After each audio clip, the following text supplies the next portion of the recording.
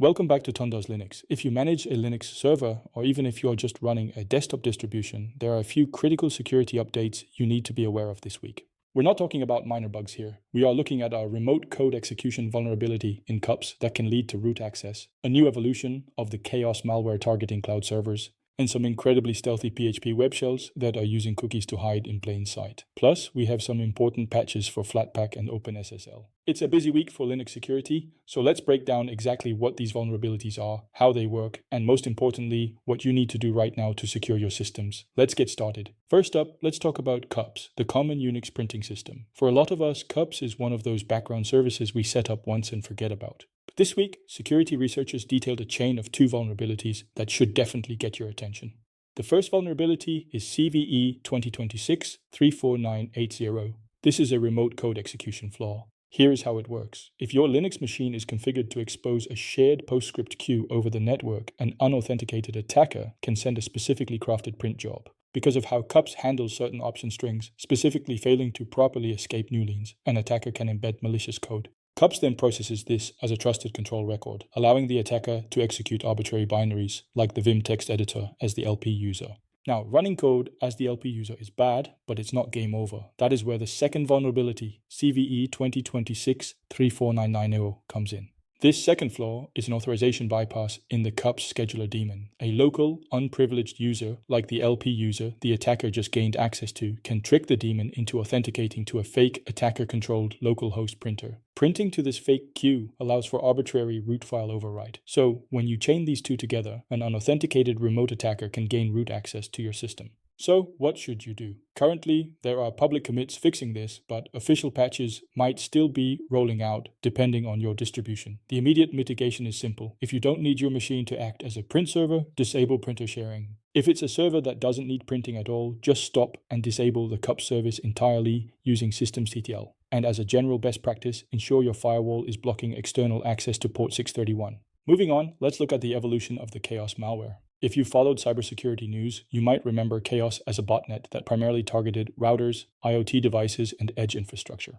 Well, it's growing up. According to a new report from Darktrace, a new variant of chaos is now actively targeting misconfigured Linux cloud deployments. Specifically, they've been observing attacks against exposed Hadoop instances. What's interesting here isn't just the change in target, but the change in capabilities. The threat actors have actually removed the old SSH brute forcing functions. Instead, they've added a SOCKS proxy feature. Why does this matter? Because it means they aren't just using compromised servers for DDoS attacks or crypto mining anymore. They are turning your misconfigured cloud server into a traffic ferrying node. They use your infrastructure to hide the true origin of their other malicious activities, making it much harder for defenders to track them down. This is a stark reminder that cloud security isn't automatic. If you are deploying services like Hadoop, Redis, or Docker, you must ensure they are not exposed to the public internet without proper authentication. Audit your cloud security groups and firewall rules. Implement the principle of least privilege, ensuring services only run with the permissions they absolutely need. And monitor your outbound network traffic. If a server that normally only talks to your database suddenly starts proxying traffic to unknown IPs, you have a problem. That covers the first half of our update. Stay tuned for part 2, where we'll dive into stealthy PHP Web Shells and the latest patches for Flatpak and OpenSSL. I'll see you in a moment. Our third story is a fascinating look at how attackers are becoming stealthier. Microsoft's Defender Security Research team recently detailed a campaign where threat actors are using HTTP cookies to control PHP web shells on Linux servers. Usually, when an attacker drops a web shell on a server, they interact with it by sending commands through URL parameters or HTTP request bodies. That kind of traffic is relatively easy for web application firewalls to spot. But in this campaign, the attackers are hiding their commands inside the cookie values. The malicious PHP script uses the cookie superglobal variable in PHP to read these instructions. To a security tool, the HTTP request looks completely normal. And it gets worse. To maintain persistence, the attackers are setting up cron jobs. They use initial access to create a scheduled task that periodically runs a script to recreate the obfuscated PHP web shell. It's a self-healing mechanism. Even if you find the web shell and delete it, the cron job will just put it right back. To defend against this, you need to audit your servers. Check the cron jobs for every user on your system, especially the web server user. You should also be monitoring your web directories for any unauthorized file creation or modification. And of course, enforce multi-factor authentication. Finally, let's cover a couple of important patches that were released this week. First, Flatpak version 1.16.4 is out. This is a critical update because it fixes two Sandbox escape vulnerabilities, CVE-2026-34078 and 34079.